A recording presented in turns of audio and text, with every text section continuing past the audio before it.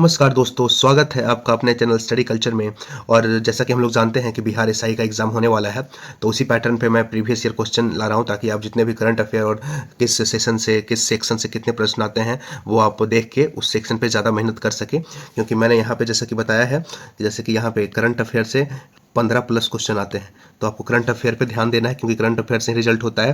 क्योंकि history, polity, geography, science सब पढ़ के आते हैं, इसलिए आप ये प्रीवियस से कोरिलेट करके आप अपना तैयारी को बेहतर बना सकते हैं। इसीलिए आप प्रीवियस ईयर का मैं जितना भी 2008 से 22 तक के जितने प्रीवियस ईयर हैं सबको मैं एक एक करके करवा दूंगा। तो चलिए स्टार्ट करते हैं।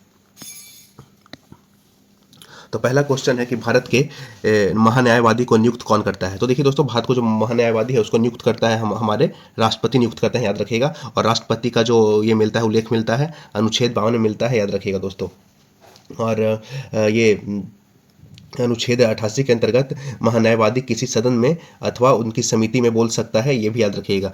जो महान्यायवादी है वो अनुच्छेद 88 में इसका किया गया है कि महान्यायवादी किसी भी सदन में अथवा उनकी समिति में बोल सकता है, किंतु वो मत देने का अधिकार नहीं है। ये मिलता है किसमें? अनुच्छेद 88 में इसका उल्लेख मिलता है, याद रखिएगा।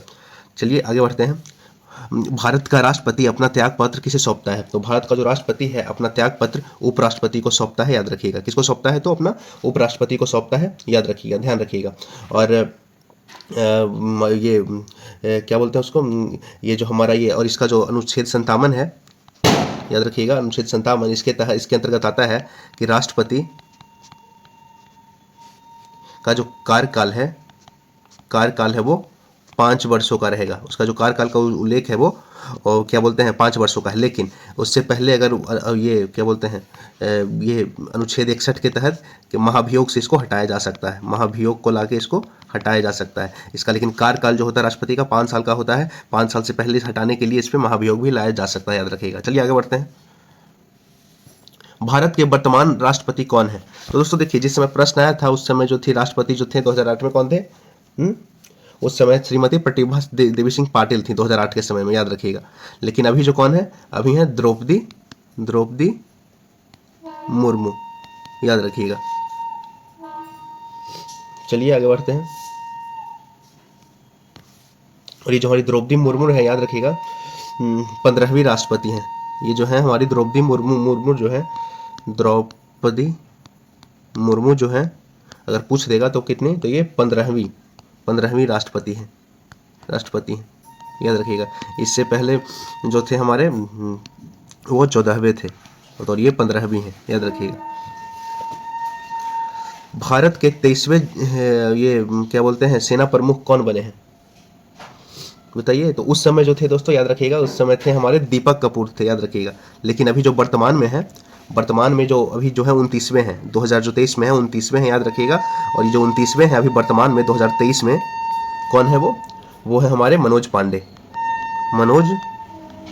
याद रखिएगा। अभी जो है मनोज पांडे हैं, याद रखिएगा।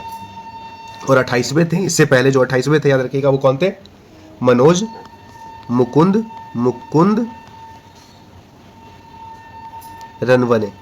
नरवने, याद रखिएगा। 28वें थे। और अभी जो वर्तमान में 29वें हैं वो मनोज पांडे हैं, याद रखिएगा। चलिए आगे बढ़ते हैं। भारत के मुख्य न्यायाधीश कौन है। देखिए उस समय दोस्तों जो भारत के जो मुख्य न्यायाधीश थे वो सभी थे, मतलब उस समय जो थे सभी रहे थे, याद रखिएगा। क्या हुआ था कि 2004 से 5 के बीच में जो मुख्य न्यायाधीश थे वो RC लोहाटी थे। और 2007 से 8 जो थे 7 से 10 जो रहे थे वो कौन रहे थे? KG बालाकृष्णन रहे थे, याद रखिएगा। और ये जो KN सिंह थे ये जो रहे थे, याद रखिएगा, 1991 में सबसे छोटा कार्यकाल रहा था इनका, याद रखिएगा। KN सिंह का 1991 में सबसे छोटा कार्यकाल रहा था। RS जो लोहाटी थे ये 2004 से 5 तक क्या रहे थे, ये क्या बोलते हैं मुख्य न्यायाधीश रहे थे। और KG बालाकृष्णन जो थे वो 2007 से 10 तक रहे थे। तो याद रखिएगा ये तीनों जो है मुख्य न्यायाधीश रहे थे, याद रखिएगा। लेकिन अभी जो वर्तमान में जो मुख्य न्यायाधीश हैं, याद रखिएगा, वो कौन है? तो सभी जानते होंगे DY चंद्रचूड़,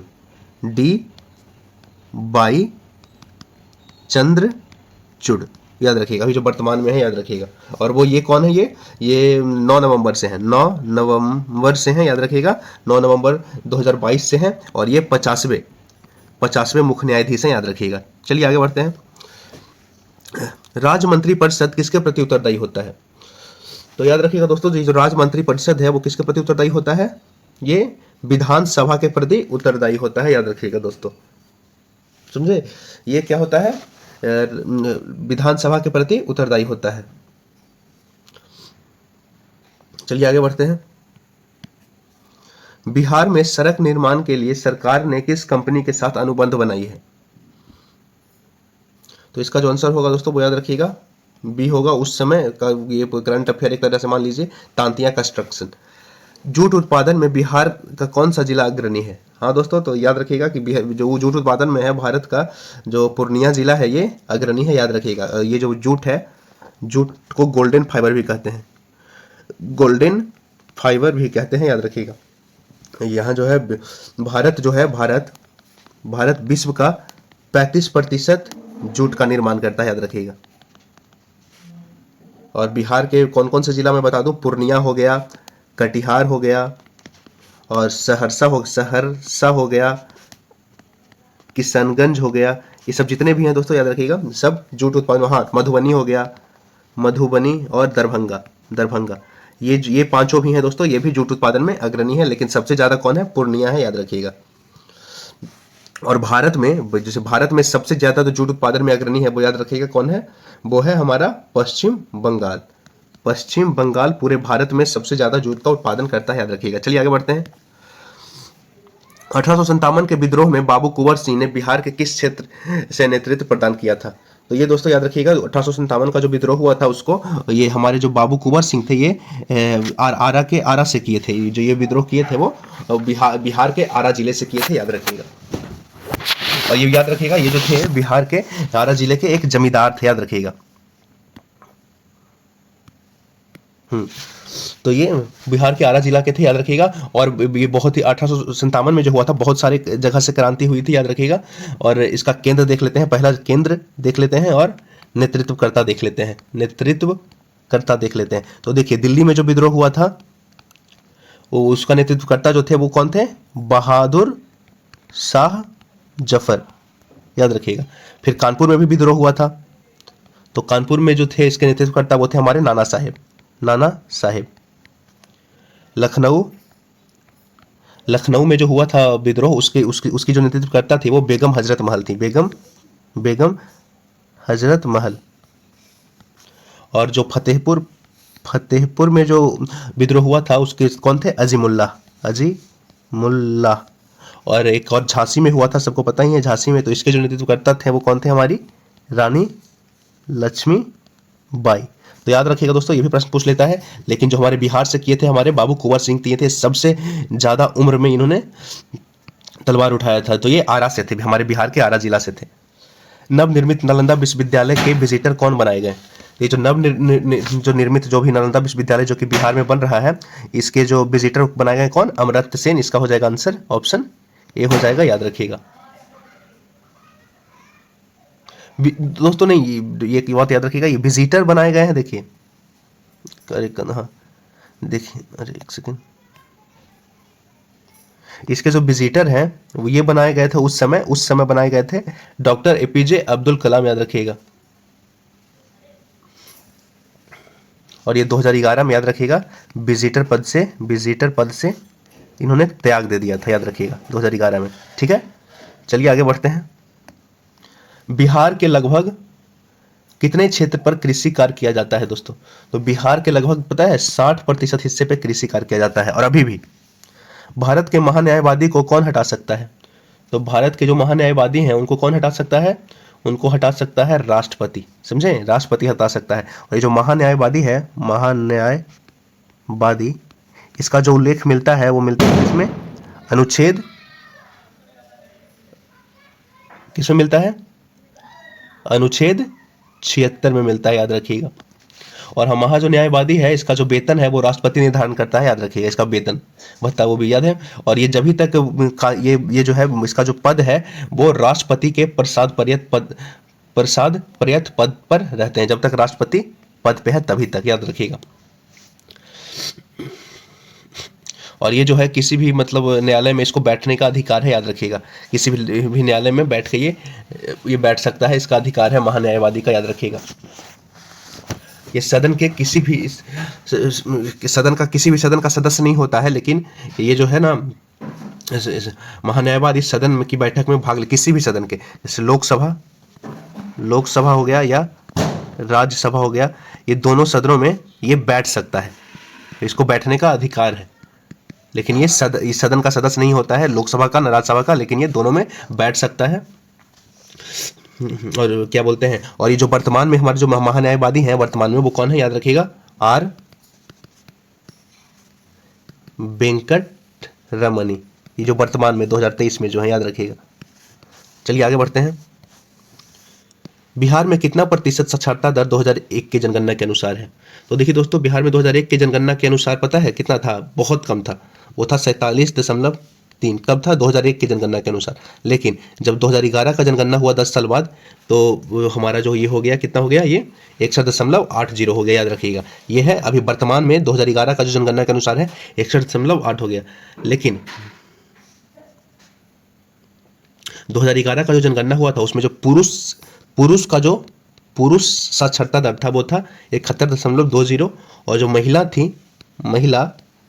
वो कितना था? 51.56%, याद रखिएगा। ये भी पूछ लेता है 2011 में। और अभी तो नया जो सेंसस है वो जारी हुआ नहीं है, वो भी आएगा, तो मैं उस पर भी एक वीडियो बना दूंगा। और याद रखिएगा, जो 2011 का एक संशोधित डेटा आया था, संशोधित डेटा के अनुसार 2011 का जो ये बिहार का साक्षरता दर हो गया था, वो कितना हो गया था? 63.82% हो गया था। और पुरुष का हो गया था, याद रखिएगा, 73.39%। और महिला जो हो गई थी, महिला कितनी हो गई थी? वो 53.33 हो गई थी, याद रखिएगा।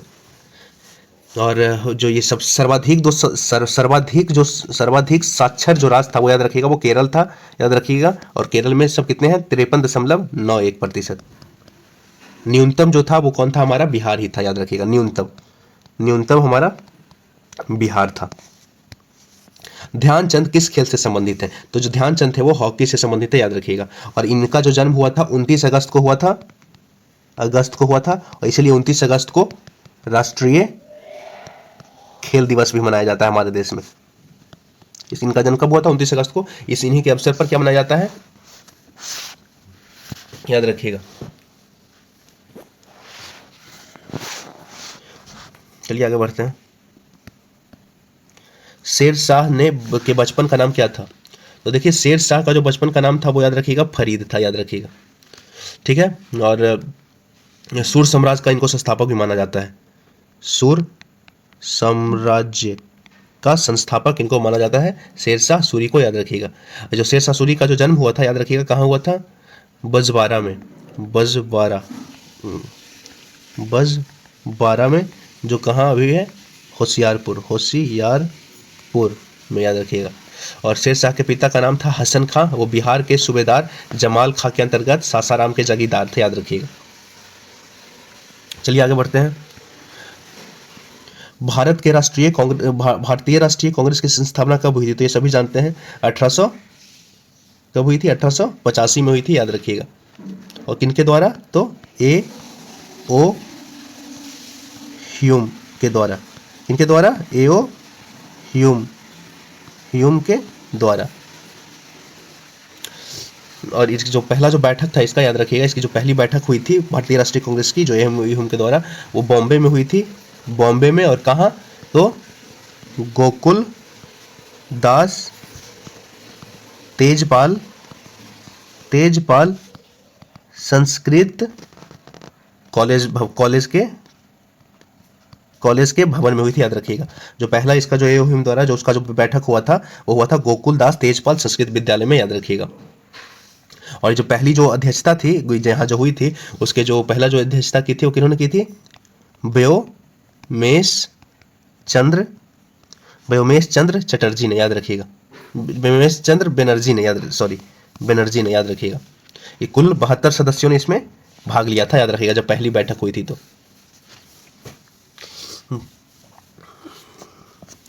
और ये जब संस्थापना हो रही थी इसकी, भारतीय राष्ट्रीय कांग्रेस की, तो ये जो हमारे ये लाला लाजपत राय थे, उन्होंने कहा था कि ये जो है सेफ्टी कवच यानी कि सेफ्टी वॉल्व सिद्धांत दिया था कि मतलब कांग्रेस पार्टी की स्थापना सेफ्टी वॉल्व के लिए हुई है, मतलब सुरक्षा कवच के लिए हुई है। और ये भी कहा था लाला लाजपत राय ने कि ये डफरिन की उपज है, डफरिन की उपज है, क्योंकि डफरिन के शासनकाल में ही क्या हुआ था, भारतीय राष्ट्रीय कांग्रेस का गठन हुआ था। चलिए आगे बढ़ते हैं। व्यापकता का सिद्धांत से कौन संबंधित है? तो देखिए दोस्तों, व्यापकता के सिद्धांत से कौन संबंधित है? तो लॉर्ड डलहौजी, लॉर्ड डलहौजी ने ही हड़प नीति का सिद्धांत को अपनाया था, याद रखिएगा। और इस नीति के तहत सर्वप्रथम जो राज्य को ये हड़पा गया था, यानी कि अपने ब्रिटिश साम्राज्य के अंतर्गत मिलाया गया था, वो कौन था? सतारा। सतारा को 1848 में ईस्वी में ये हड़प नीति के तहत विलय कर लिया गया था, याद रखिएगा। फिर लॉर्ड कैनिन आया, लॉर्ड कैनिन 1848 ये लॉर्ड कैनिन आया, उसके बाद इसको क्या कर दिया? हड़प नीति को खत्म कर दिया। हड़प नीति को किसने खत्म किया था? तो लॉर्ड कैनिन ने, याद रखिएगा। और अवध को 1856 में कुशासन के आधार पर क्या कर लिया गया था? ब्रिटिश भारत में मिला लिया गया था। डलहौजी ने 1852 में इनाम कमीशन की नियुक्ति की थी, याद रखिएगा। जो डलहौजी था 1852 में क्या किया था? एक कमीशन, इनाम कमीशन का गठन किया था, याद रखिएगा। फिर 1854 में कार्यकाल में ही शिक्षा पर वुड डिस्पैच लाया गया था, इसके ही कार्यकाल के दौरान 1854 में वुड जो डिस्पैच आया था, डिस्पैच किस लिए आया था? शिक्षा के लिए, तो वो भी डलहौजी के शासनकाल में ही आया था, याद रखिएगा। भारत का प्रथम वाइसराय कौन था? तो ये सभी जानते होंगे कि लॉर्ड कैनिन थे, याद रखिएगा।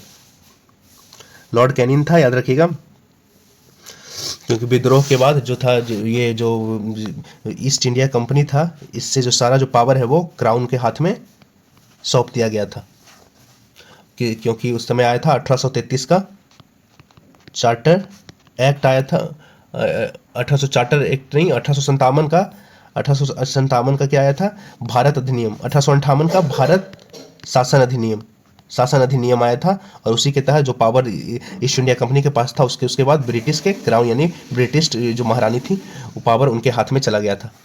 इसलिए पहला जो वाइसराय बनी थी वो कौन था? लॉर्ड कैनिन बने थे। वाइसराय मतलब होता है रानी का प्रतिनिधित्व। चलिए आगे बढ़ते हैं। ट्राई ब्रेकर शब्द किस खेल से संबंधित है? तो जो ट्राई ब्रेकर शब्द है वो याद रखिएगा, फुटबॉल और हॉकी दोनों से संबंधित है, तो इसका आंसर हो जाएगा बी और सी। प्राचीन नालंदा विश्वविद्यालय का संस्थापक कौन है? तो देखिए एक बात बता दें कि जो विश्वविद्यालय है इसको जो सर्वप्रथम बनाया था, याद रखिएगा, किसने? कुमार गुप्त प्रथम ने, याद रखिएगा। कब बनाया था? तो 436 एडी में बनाया था, याद रखिएगा।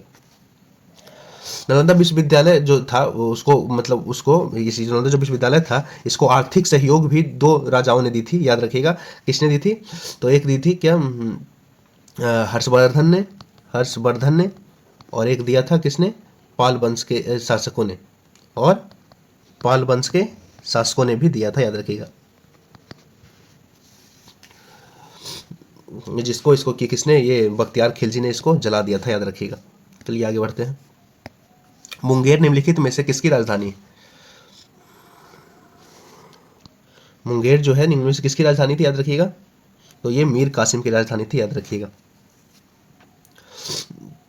रॉबर्ट क्लाइव जो था वो क्या बोलते हैं उसको, जब 1864 का ये हुआ था, क्या बोलते हैं ये 1757 में जब प्लासी का युद्ध हुआ था, तो इसमें क्या हुआ था? ये मीर जाफर को बना दिया गया था। तो मीर जाफर जो था वो क्या बोलते हैं, मीर जाफर ने फिर अपने क्या बोलते हैं मीर जाफर के बाद अपने दामाद मीर कासिम को फिर ये बना वहाँ का बंगाल का शासक कठपुतली के तौर पे बनाया। लेकिन ये जो था उससे मतलब जो ये कर वगैरह ब्रिटिश लोग कुछ ज़्यादा ही ले रहे थे, तो इसीलिए क्या किया इसने, अपना जो था बंगाल से ये क्या बोलते हैं बंगाल का जो पहले राजधानी था वहाँ ना करके वो मुंगेर कर लिया। तो अंग्रेज ने फिर इससे क्या बोलते हैं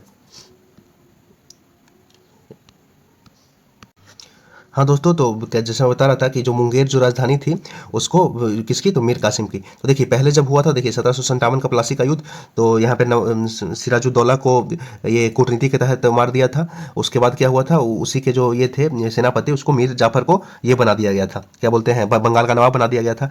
लेकिन क्या हुआ, ये भी मतलब क्या हुआ, कर या टैक्स बैक्स से मीर जाफर परेशान होकर के अपना मन का करने लगा। तो क्या हुआ कि मीर जाफर को अंग्रेज 1760 में हटा दिया, और इसी का जो मीर जाफर को जो दामाद था मीर कासिम, इसको बना दिया बंगाल का नवाब। बंगाल का नवाब किसको बना दिया, मीर जाफर के दामाद मीर कासिम को। लेकिन क्या हुआ कि मीर कासिम को भी ये पसंद नहीं आने लगा कि अंग्रेज हर चीज़ में हस्तक्षेप करे। तो मीर कासिम ने क्या किया, पहले जो था मुर्शिदाबाद जो पहले राजधानी थी मुर्शिदाबाद, उससे हटाकर कहाँ कर दिया, मुंगेर कर दिया। याद रखिएगा कहाँ कर दिया, मुंगेर कर दिया। और मुंगेर में क्या किया, जो अभी देखिए अभी में जो फिलहाल में जो मुंगेर में जो गोला बारूद और जो बंदूक उंदूक बनता है, उसका जो फैक्ट्री का जो ये किया, मतलब स्थापना किया, वो उसी समय हमारे इसी ने किया था, क्या बोलते हैं, मीर कासिम ने ही किया था, याद रखिएगा।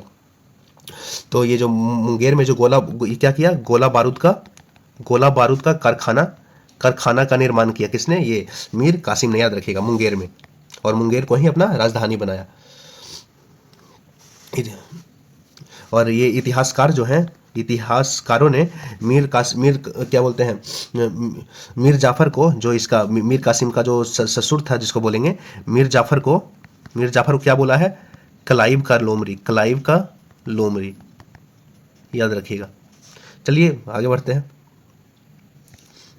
गुरु गोविंद सिंह की माता का नाम क्या था, तो गुरु गोविंद सिंह की माता का नाम इनमें से कोई नहीं होगा, ऑप्शन हो जाएगा डी, क्योंकि जो गुरु गोविंद सिंह की जो माता थी उनका जो नाम था वो याद रखिएगा क्या था, बहुत ही फेमस नाम है, सबको पता ही होगा, गुजरी देवी था, याद रखिएगा। और इससे कुछ इंपॉर्टेंट जो ये कर लेते हैं, इनसे पहले तो 10वें थे, याद रखिएगा, गुरु गोविंद सिंह जो थे ये 10वें गुरु थे, 10वें और आखिरी थे।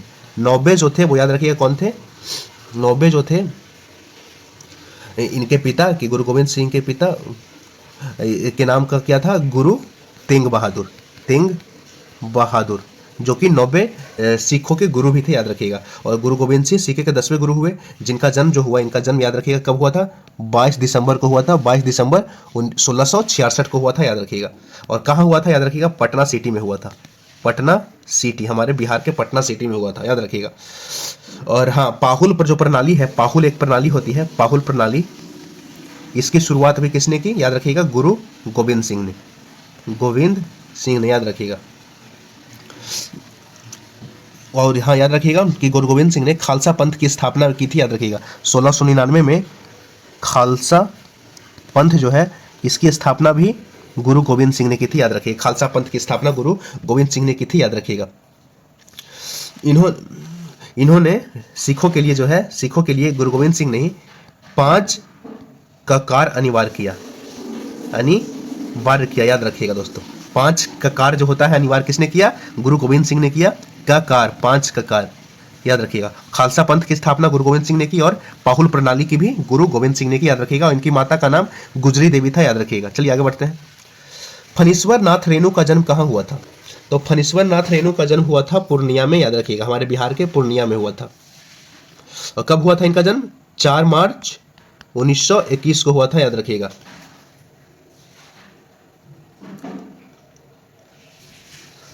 ये जो क्या थे, हिंदी भाषा के जो थे प्रसिद्ध साहित्यकार थे, याद रखिएगा। ये हिंदी जो भाषा होती है उसके प्रसिद्ध साहित्यकार थे, याद रखिएगा। और उपन्यासकार थे, याद रखिएगा। इनका जन्म 1921 में हुआ था, कहाँ, पूर्णिया में, पूर्णिया के हमारे बिहार में। और हाँ, और ही हिगना एक गांव है, उसमें हुआ था, और ही हिगना, याद रखिएगा। इनका जो पहला जो बहुत ही, फणीश्वर नाथ रेणु का, याद रखिएगा, जो बहुत ही फेमस उपन्यासकार है, सब जानते होंगे, मैला आंचल बहुत ही चर्चित है, आप पढ़िएगा। इसमें मतलब बहुत जो भेदभाव है, और जो भेदभाव से रिलेटेड, और क्या बोलते हैं, जो रोग है, जो इसको क्या बोलते हैं, महामारी से रिलेटेड लोग कैसे मरते थे पहले, उसका जो विश्लेषण मिलता है इसमें मैला आंचल में मिलता है, याद रखिएगा। और इन्हें 1970 में, याद रखिएगा, क्या मिला था, मैला आंचल के लिए क्या मिला था, इनको पद्म पुरस्कार मिला था, पद्म पुरस्कार मिला था, किसके लिए, मैला आंचल के लिए। बहुत ही बेहतरीन बुक है, आप पढ़िएगा। चलिए आगे बढ़ते हैं।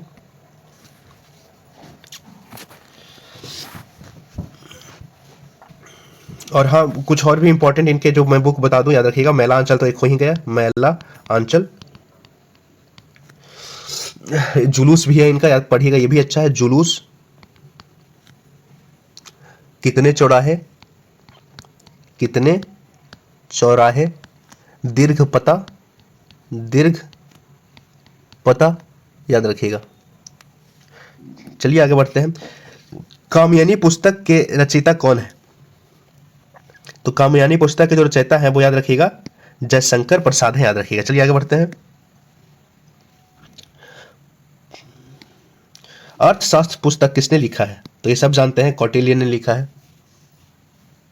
और ये जो अर्थशास्त्र पुस्तक है, याद रखिएगा, ये 15 अधिकरण और 180 प्रभाग, 180 प्रभाग में बटा हुआ है, याद रखिएगा।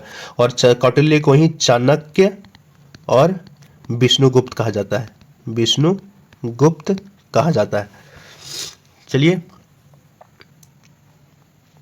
आर्यभट्ट को तो सब जानते होंगे, इन्होंने शून्य का आविष्कार किया और इन्होंने सूर्य सिद्धांत भी दिया था, याद रखिएगा। सूर्य सिद्धांत इन्होंने ही दिया था, याद रखिएगा।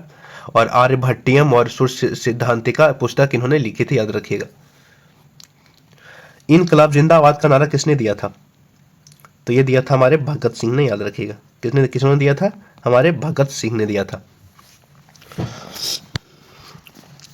दिल्ली चलो, सुभाष चंद्र बोस ने दिया था, याद रखिएगा। किसका नारा? दिल्ली चलो का, दिल्ली चलो का नारा दिया था। महात्मा गांधी ने करो या मरो का नारा दिया था, याद रखिएगा। और चंद्रशेखर आजाद ने दिया था, बताइए। चंद्रशेखर आजाद ने कोई नारा नहीं दिया था। चलिए आगे बढ़ते हैं।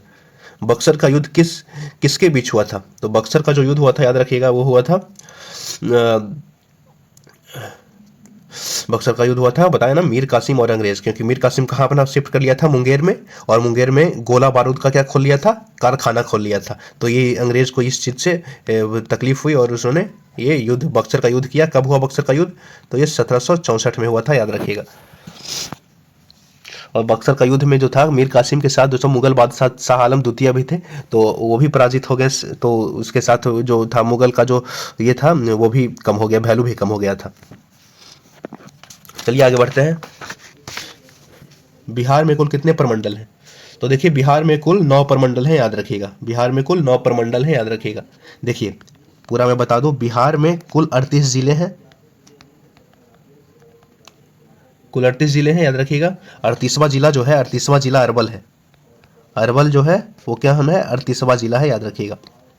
और जो बिहार में जो कुल प्रखंड है, प्रखंड वो कितने हैं? याद रखिएगा, 534 प्रखंड है, याद रखिएगा। और बिहार का जो क्षेत्रफल है, याद रखिएगा, कितना है? 94,163 वर्ग किलोमीटर। ये भी पूछ लेता है, क्योंकि बिहार का एग्जाम है, तो ये भी पूछ लेगा कितना है बिहार का क्षेत्रफल। तो 94,163 किलोमीटर। बिहार में विधान परिषद की संख्या कितनी है? देखिए, विधान परिषद कितनी है? तो ये 73 है दोस्तों, याद 75 है, 75 है। और लोकसभा की सीटें कितनी है? तो लोकसभा तो सभी जानते होंगे, ये 40 सीटें हैं लोकसभा की। और विधानसभा की, तो विधानसभा की 243 सीटें हैं, याद रखिएगा। और क्या बिहार राज्य में जो राज्यसभा के सदस्य हैं, राज्यसभा सदस्य, राज्यसभा कितने हैं? तो राज्यसभा के टोटल 16 सदस्य, 16 सीटें हैं, याद रखिएगा। तो विधान परिषद में 75, लोकसभा में 40, विधानसभा में 243 और राज्यसभा में 16। और बिहार में कुल 38 जिले हैं, 38वां है कौन? अरवल। और प्रखंड है 534 और जो प्रमंडल है वो 9 है, याद रखिएगा। चलिए आगे बढ़ते हैं। वर्ष 2001 की जनगणना के अनुसार बिहार की कुल जनसंख्या कितनी थी? तो देखिए, अभी हम लोग को 2001 की जनगणना से कोई लेना देना है नहीं, हम लोग 2011 का जनगणना देख लेते हैं। ऐसे तो मैं बता दूं कि इसका जो 29 का जो होगा वो 1 होगा आंसर, ठीक है, कि 8 करोड़ 28 लाख था और 78,796 था। लेकिन जो 2011 का जो जनगणना हुआ उसके तहत जो बिहार का जो कुल जनसंख्या था वो याद रखिएगा कितना था? वो 10 करोड़ 40,99,412, याद रखिएगा। कितना हो गया था? 10 करोड़ के लमसम हम लोग पहुंच गए थे। और जो लिंगानुपात था, याद रखिएगा, लिंगानुपात अनुपात जो था याद रखिएगा 2011 के अनुसार वो 918 था, यानी कि 1000 पुरुषों पे मात्र 918 क्या बोलते हैं स्त्रियां थी। लेकिन अभी ये चीज याद रखिएगा कि हम लोग इसमें अब लड़कियां टॉप कर गई हैं, लड़कियां लड़कों से ज्यादा हो गई हैं बिहार में, याद रखिएगा। अभी हाल फिलहाल में ऐसा डेटा आया है, लेकिन 2011 के जनगणना के अनुसार पूछे तो 918। और हाँ याद रखिएगा कि जो जनसंख्या घनत्व है 2011 के अनुसार वो कितना है दोस्तों, वो 1106 है, याद रखिएगा। चलिए आगे बढ़ते हैं। सितारा देवी किस विद्या से संबंधित है? तो सितारा देवी जो है वो लोक नृत्य से संबंधित है, याद रखिएगा। इसका जो आंसर हो जाएगा ऑप्शन डी हो जाएगा। तो लोक नृत्य जो है कौन से लोक नृत्य से संबंधित है? तो ये भारत की प्रसिद्ध कथक जो नृत्य कथक की है, कथक, याद रखिएगा, कथक कथक। चलिए आगे बढ़ते हैं। पटना हाईकोर्ट की स्थापना कब हुई? तो पटना हाईकोर्ट की स्थापना लगभग सब जानते होंगे 1916 में हुई थी, याद रखिएगा। उस समय जो थे बिहार और उड़ीसा दोनों सम्मिलित थे, याद रखिएगा। उस समय जो थे बिहार और जो उड़ीसा थे वो दोनों सम्मिलित थे। और याद रखिएगा कि जो भारतीय हाईकोर्ट एक्ट आया था, याद रखिएगा, भारतीय हाई कोर्ट एक्ट आया था वो कब आया था? 1861 में आया था, याद रखिएगा। और इसके तहत टोटल 3 हाई कोर्ट खोले गए थे, एक कलकत्ता में, एक बॉम्बे में और एक मद्रास में, ठीक है।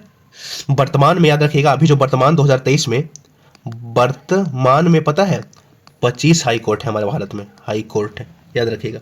और संविधान के अनुच्छेद 214 से 232 तक उच्च न्यायालय से संबंधित प्रावधान मिलता है, संबंधित प्रावधान मिलता है, याद रखिएगा। चलिए आगे बढ़ते हैं। जैन धर्म के अंतिम तीर्थकर महावीर की मृत्यु कहाँ हुई थी? तो ये सभी जानते होंगे दोस्तों, पावापुरी में हुई थी, जो कि नालंदा जिले में स्थित है। उनकी मृत्यु कब हुई थी? 468 ईसा पूर्व में। 468 कहाँ हुई थी? तो पावापुरी राजगीर में हुई थी। पावापुरी में एक जल मंदिर है, उनकी समाधि वहीं है, याद रखिएगा। तो ये वर्तमान में ये जो महावीर थे, बचपन का नाम इनका था, याद रखिएगा। पूछ लेता है कि वर्धमान था। और इनका जो जन्म हुआ था 540 ईसा पूर्व में हुआ था। कहाँ हुआ था? तो कब यहाँ हुआ था, क्या बोलते हैं, कुंडल ग्राम वैशाली में हुआ था। कुंडल ग्राम वैशाली में हुआ था, याद रखिएगा। ये 24वें तीर्थकर थे, याद रखिएगा। ये थे 24वें तीर्थकर थे, याद रखिएगा। चलिए आगे बढ़ते हैं। झारखंड देश का कौन सा राज्य बना? यह 28वां राज्य बना, याद रखिएगा दोस्तों। बिहार से कट के बना था, याद रखिएगा। 29वां राज्य बना था कौन? याद रखिएगा, तेलंगाना 29वां राज्य बना था 2 जून 2014 को, याद रखिएगा।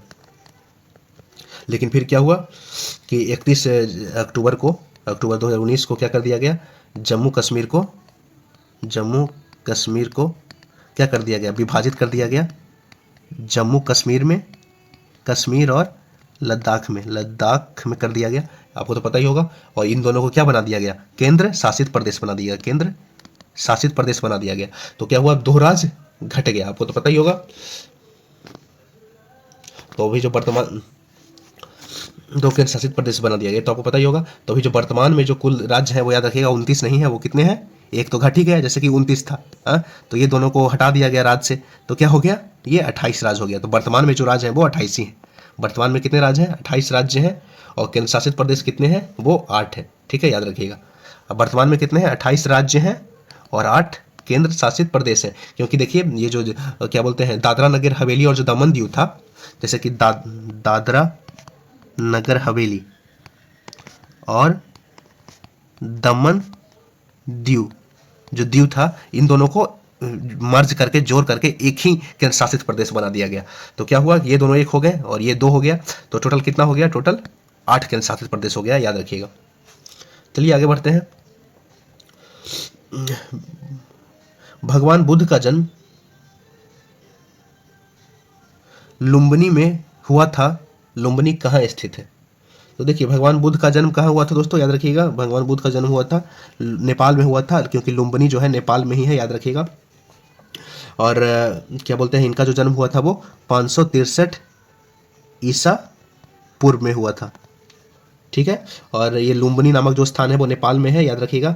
और जो ये इन्हीं को बौद्ध धर्म का संस्थापक माना जाता है, और इनको लाइट ऑफ एशिया कहा जाता है, याद रखिएगा। बुद्ध भगवान को क्या कहा जाता है, लाइट ऑफ एशिया, याद रखिएगा। और बुद्ध का जो प्रथम उपदेश जो इन्होंने दिया था, याद रखिएगा, प्रथम उपदेश इन्होंने, उपदेश कहाँ दिया था इन्होंने, तो ये दिया था सारनाथ में, सारनाथ में दिया था।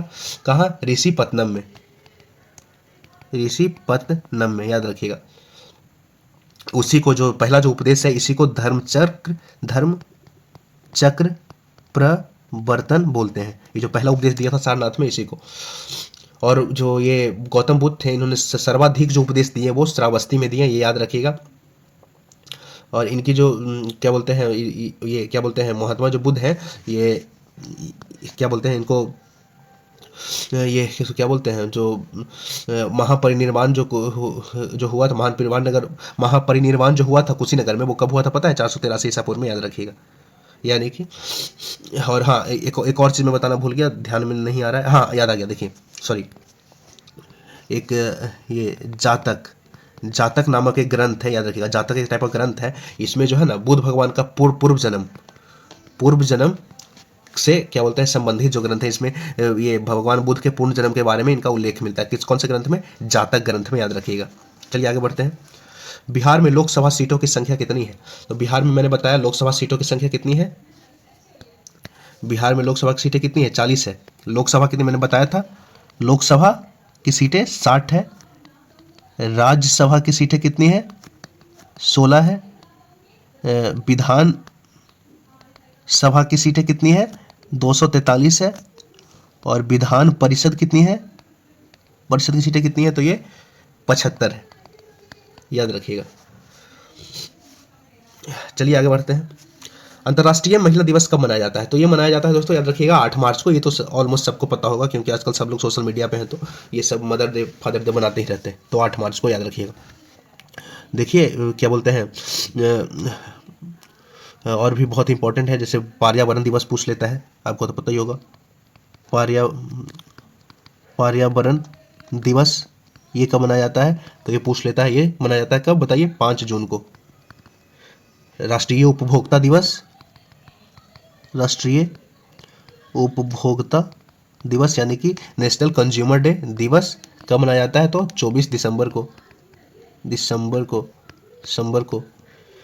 फोटोग्राफी दिवस, हिंदी दिवस, अंतर्राष्ट्रीय शब्द दिवस, जितने भी मैंने एक वीडियो में बना रखा है, आप जाकर के देख सकते हैं, जितने भी डे अगर आपको याद करने हैं तो। चलिए आगे बढ़ते हैं। बिंबिसार किस वंश का संस्थापक था, तो ये सब जानते हैं, हर्यक वंश का था, याद रखिएगा। इन्होंने क्या बोलते हैं, हर्यक वंश का संस्थापक गद्दी पर कब बैठा था, ये 1544 ईसा पूर्व में, याद रखिएगा। ये हर्यक वंश का संस्थापक था। भारत में प्रथम सत्याग्रही गांधी जी ने कहाँ शुरू किया, तो ये प्रथम सत्याग्रह गांधी जी ने 1917 में शुरू किया था अपना, याद रखिएगा। कहाँ किया था, तो ये चंपारण में किया था, याद रखिएगा। चंपारण जो आंदोलन हुआ था किस लिए हुआ था, वो नील उत्पादकों के तहत शोषण हो रहा था किसानों का, इसलिए हुआ था, याद रखिएगा। और इनसे अनुरोध कौन किया था आने के लिए वहाँ चंपारण में, तो चंपारण में आने के लिए अनुरोध गांधी जी को कौन किया था, तो राजकुमार शुक्ल ने। राजकुमार जो शुक्ल थे, इन्होंने ही 1916 में कांग्रेस अधिवेशन में, 1916 के कांग्रेस अधिवेशन में, जो कि लखनऊ में हुआ था, लखनऊ में 1916 में एक कांग्रेस अधिवेशन हुआ था, उसी में जो राजकुमार शुक्ल थे, उन्होंने गांधी जी को आने का निमंत्रण दिया था कि आकर के हमारे कष्ट को दूर करें। चलिए आगे बढ़ते हैं। भारतीय स्टेट बैंक ने हाल ही में भारत के बाहर कहाँ अपनी नई शाखा खोली है, तो देखिए दोस्तों, जो स्टेट बैंक था भारत के बाहर पहला बार जो शाखा खोला था, वो याद रखिएगा 2007 में खोला था, याद रखिएगा। कहाँ खोला था, इजराइल में खोला था पहला बार 2007 में, और याद रखिएगा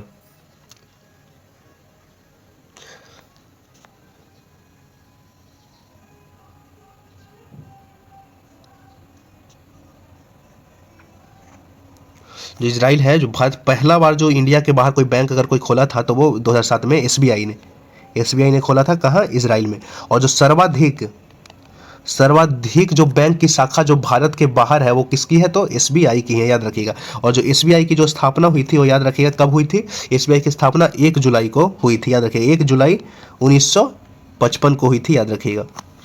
सार्क का सबसे नया सदस्य देश कौन है, तो देखिए सार्क का जो सबसे नया सदस्य देश है वो कौन है, अफगानिस्तान है, याद रखिएगा। सार्क का जो मुख्यालय है वो याद रखिए कहाँ है, काठमांडू में है, याद रखिएगा।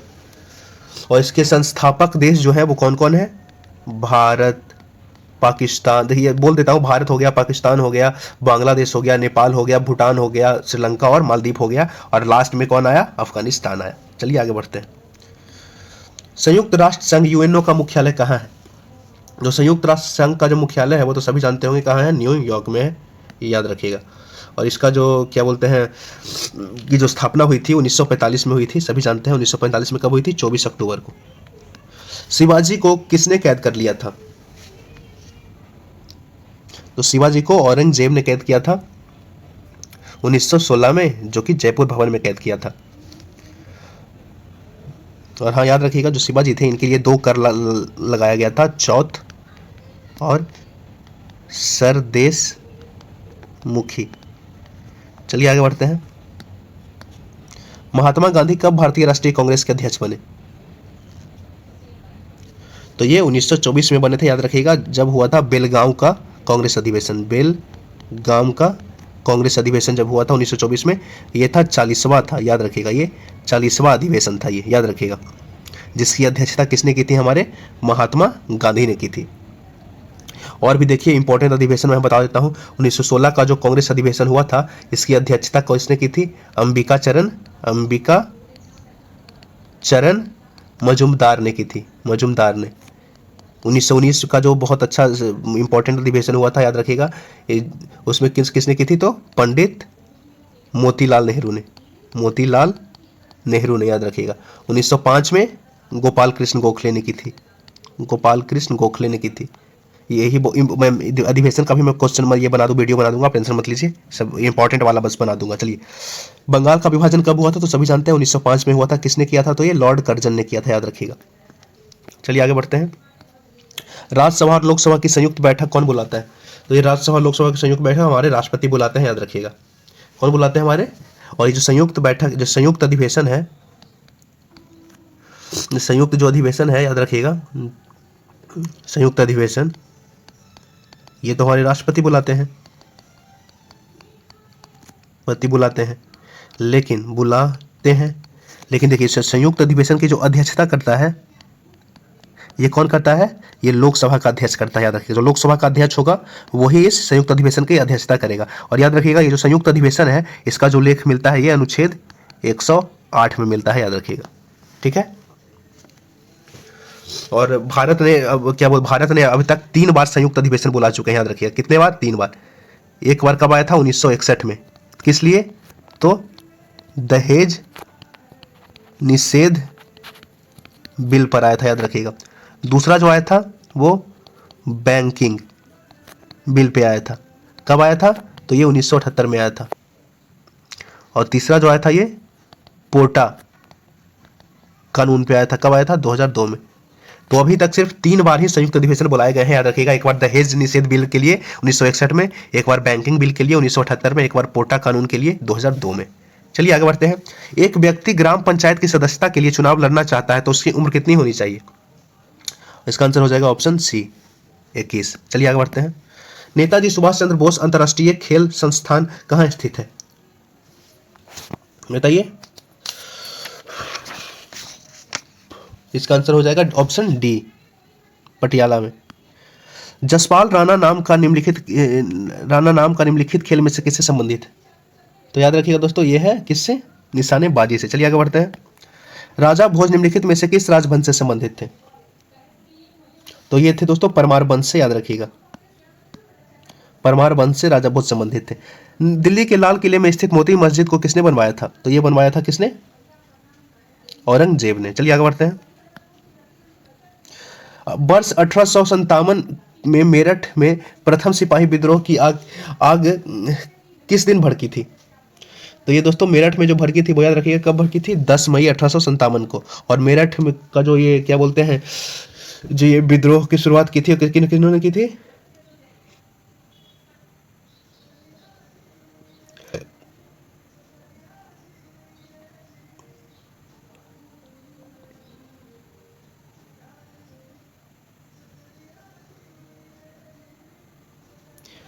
10 मई 1858 में हुई थी, याद रखिएगा। मेरठ में किसने की थी इसकी शुरुआत? तो मेरठ की पैदल टुकड़ी ने की थी, पैदल टुकड़ी ने, जिसमें 20 एनआई से 57 की क्रांति शुरू हुई थी, याद रखिएगा। महात्मा गांधी की हत्या नाथूराम गोडसे ने निम्नलिखित में से किस तिथि को कराया था? तो इसका जो आंसर हो जाएगा ऑप्शन डी हो जाएगा, याद रखिएगा, 30 जनवरी 1948 को। चलिए आगे बढ़ते हैं। हाल ही में भारत के किस पड़ोसी देश में राजतंत्र की समाप्ति पर गणतंत्र दिवस की स्थापना हुई थी? तो इसका जो आंसर हो जाएगा दोस्तों, याद रखिएगा, नेपाल। राज्यसभा का सदस्य निर्वाचित होने के लिए आवश्यक न्यूनतम आयु कितनी होनी चाहिए? तो ये हो जाएगा आंसर ऑप्शन बी, 30 साल। वर्ष 2010 में आयोजित होने वाले कॉमनवेल्थ गेम की मेजबानी कौन करेगा? तो 2010 में जो ये जो करंट अफेयर्स है दोस्तों, याद रखिएगा, तो इसमें 2010 में जो हुआ था इसका आयोग किसने किया था? हमारे भारत ने किया था, याद रखिएगा, जिसमें बहुत सारे करप्शन भी हुए थे, याद रखिएगा। सुरेश कलमाडी नाम याद ही होगा, वो पकड़ाए भी गए थे। 2014 में जो हुआ था वो क्या बोलते हैं, स्कॉटलैंड में हुआ था। देखिए जो हाल फिलहाल में जो 2022 में हुआ था वो याद रखिएगा, बर्मिंघम में हुआ था। बर्मिंघम में हुआ था, कहाँ? इंग्लैंड में, हाल फिलहाल में, जिसमें हमारे भारत ने कितने 61 पदक जीते थे, 61 पदक जीते थे, जिसमें 21 स्वर्ण थे, 22 स्वर्ण थे, 16 रजत थे और 23 कांस्य थे दोस्तों। चलिए आगे बढ़ते हैं। वर्ष 2008 में हो रहे ओलंपिक खेलों का आयोजन स्थल, बस जो वर्ष 2008 में जो ओलंपिक हुआ था दोस्तों वो बीजिंग में हुआ था, याद रखिएगा, चीन में, यानी कि याद रखिएगा। और हाल फिलहाल में जो क्या बोलते हैं 2020 में जो ओलंपिक हुआ वो कहाँ हुआ था? याद रखिएगा, ये टोक्यो जापान में हुआ था। 2020 ओलंपिक जो हुआ तो 2022 में है, 21 में हुआ, लेकिन क्या बोलते हैं कोविड के कारण, लेकिन वो क्या वो देखिए जैसे कि होना था 2020 में, कोविड के कारण हुआ 2021 में, इसलिए ओलंपिक 2020 ही बोलते हैं इसको। तो ये हुआ था टोक्यो में, टोक्यो के जापान में, याद रखिएगा। जो 33वां 2024 में जो होगा वो कहाँ होगा दोस्तों? पेरिस फ्रांस में, पेरिस फ्रांस में होगा। कब होगा? 33वां। और 2028वां जो होगा वो कहाँ होगा? लॉस एंजलिस में होगा, याद रखिएगा।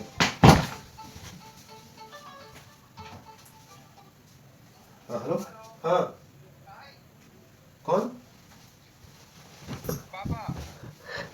ठीक है पापा, बाद में बात करते हैं।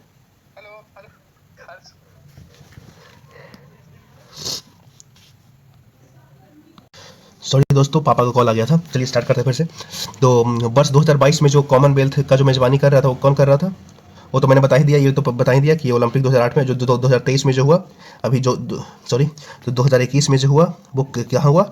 जापान के टोक्यो में। और जो 2024 में होगा वो पेरिस फ्रांस में होगा। चलिए आगे बढ़ते हैं।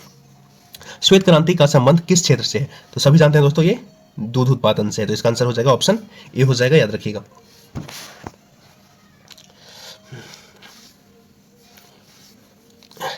चलिए सतलुज, चिनाब और रावी निम्न में से किसकी सहायक नदियाँ हैं?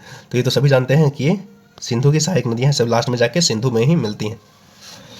और ये क्या, जो सिंधु नदी है वो कहाँ से निकलती है? ये मानसरोवर झील से निकलती है, और पाकिस्तान भारत होते हुए पाकिस्तान में जाकर के अरब सागर में, पाकिस्तान होते हुए अरब सागर में जाकर मिल जाती है, याद रखिएगा। तो मानसरोवर झील से निकलती है और कहाँ? वो पाकिस्तान होते हुए क्या बोलते हैं अरब सागर में जाके गिरती है, याद रखिएगा।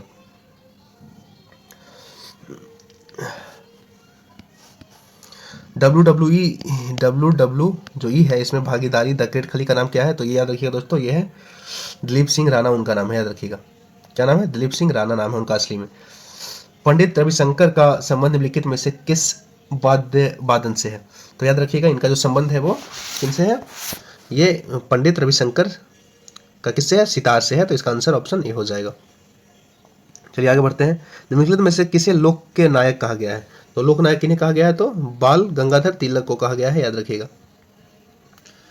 और हाँ, याद रखिएगा दोस्तों, लोकमान्य तो गंगाधर बाल गंगाधर तिलक का, लेकिन ये एक जन नायक होते हैं, जन नायक। तो जननायक इनको कहा गया है, ये कर्पूरी ठाकुर को कहा गया है, कर्पूरी ठाकुर को कहा गया है, याद रखिएगा। और अजात शत्रु, अजात शत्रु किसे कहा गया है, तो ये राजेंद्र प्रसाद को कहा गया है। चलिए आगे बढ़ते हैं। बुलंद दरवाजा निम्नलिखित में से कहाँ स्थित है, तो बुलंद दरवाजा जो है वो कहाँ स्थित है, फतेहपुर सीकरी में है, याद रखिएगा, फतेहपुर सीकरी में है, याद रखिएगा। और इसको जो बनाया था बुलंद दरवाजा को किसने बनवाया था, ये अकबर द्वारा बनवाया गया था। किसके उपलक्ष्य में, तो बुलंद दरवाजा गुजरात विजय के उपलक्ष्य में बनाया गया था। एक लंबे अंतराल के बाद भारत एवं बांग्लादेश के बीच कौन सी रेलगाड़ी चलाई गई, तो ये था दोस्तों मैत्री एक्सप्रेस, याद रखिएगा। भारत के राष्ट्रपति को पद से कौन हटा सकता है, संसद द्वारा महाभियोग ला करके हटाया जा सकता है। चलिए आगे बढ़ते हैं। भारत का व्यापारिक संबंध सबसे पहले किस यूरोपीय देश से स्थापित हुआ, तो सभी जानते होंगे पुर्तगाल से। वेलिंगटन कप किस खेल से, तो वेलिंगटन जो कप है दोस्तों किससे संबंधित है, तो ये हॉकी से संबंधित है, याद रखिएगा। चलिए आगे बढ़ते हैं। पृथ्वी का एकमात्र प्राकृतिक उपग्रह कौन है,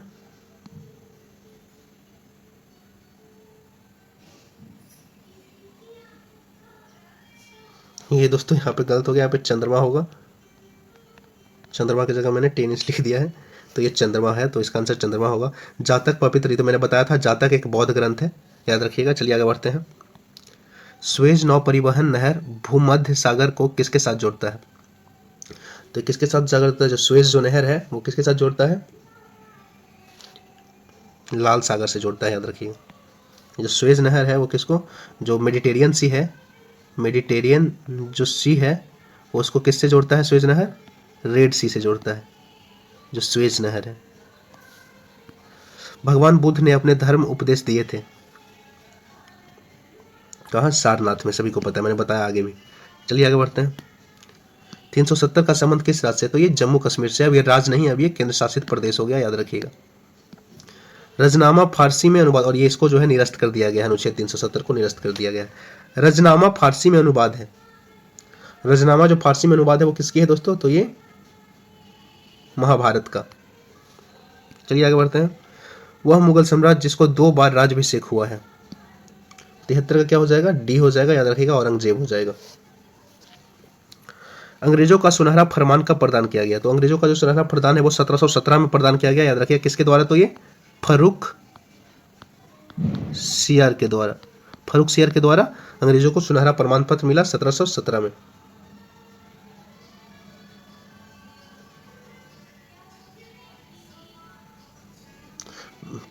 अंग्रेजों का सुनहरा फरमान का दोस्तों ऐसे तो आंसर 1717 होगा, लेकिन देखिए क्या है ना कि एक बार 1632 में अंग्रेजों को सुनहरा गोलकुंडा में प्राप्त कर दिया गया था। ऐसे तो आधिकारिक तौर पे देखें तो 1717 होगा, लेकिन क्या हुआ था कि इसका आंसर जो होगा ऑप्शन बी होगा, इसलिए क्योंकि 1932 में ही जो गोलकुंडा के सुल्तान थे ना, गोलकुंडा के जो सुल्तान थे वो 1932 में ही अंग्रेजों को एक क्या बोलते हैं सुनहरा प्रमाण जारी कर चुके थे, तो इसीलिए इसका आंसर 1632 हो जाएगा। इसको मैग्ना कार्टा कहा जाता है सुनहरा फरमान का, तो इसका आंसर ऑप्शन बी होगा, याद रखिएगा। क्या होगा आंसर इसका, बी होगा। पुर्तगालियों ने गोवा पर कब अधिकार किया, तो पुर्तगालियों ने गोवा पर अधिकार कब किया, तो ये किया था दोस्तों, याद रखिएगा 1510 में किया था, याद रखिएगा। रेशम किस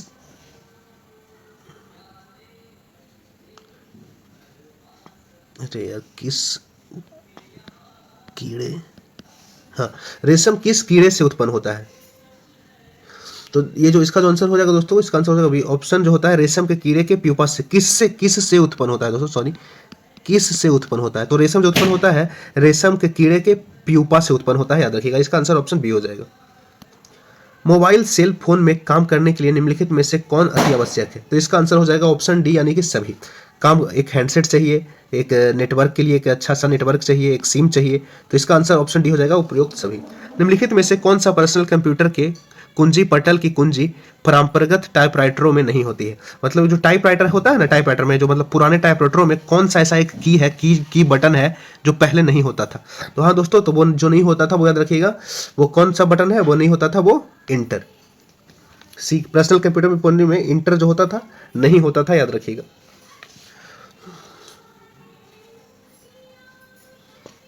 चलिए आगे बढ़ते हैं। निम्नलिखित शब्दों में से कौन सा शब्द इंटरनेट कार्य प्रणाली से संबंधित है? तो दोस्तों ये सभी होगा, आंसर इसका सही होगा। सब जो है इंटरनेट से प्रणाली से संबंधित है। सर्वदाता किसे कहा जाता है? किस रक्त वर्ग को सर्वदाता कहा जाता है? यूनिवर्सल डोनर, तो ये ओ हो गया। चलिए आगे बढ़ते हैं।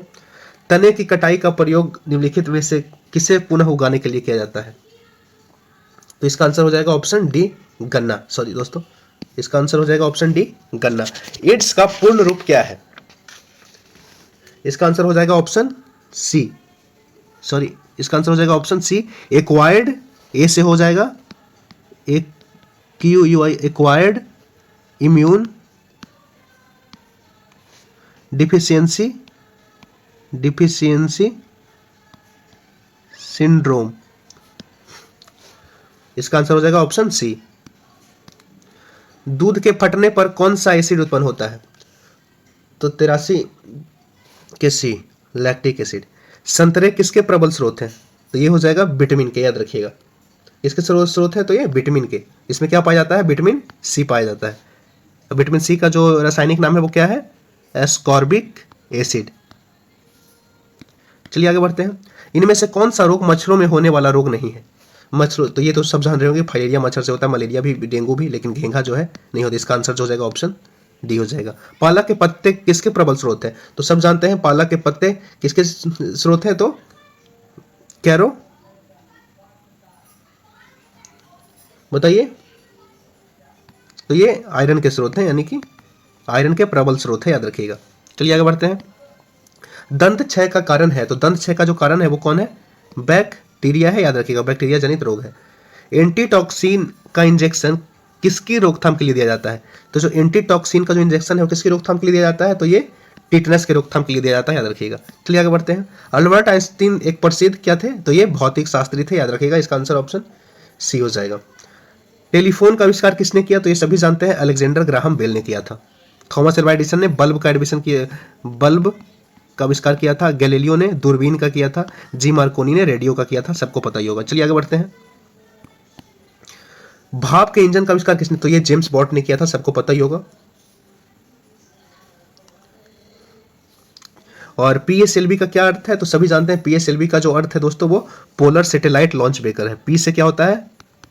पोलर, S से सैटेलाइट, L से लॉन्च, V से व्हीकल, तो पोलर सैटेलाइट लॉन्च व्हीकल। इसका आंसर ऑप्शन डी हो जाएगा। चलिए आगे बढ़ते हैं। जब किसी माध्यम का ताप बढ़ता है तो उस माध्यम में प्रकाश का वेग क्या होता है?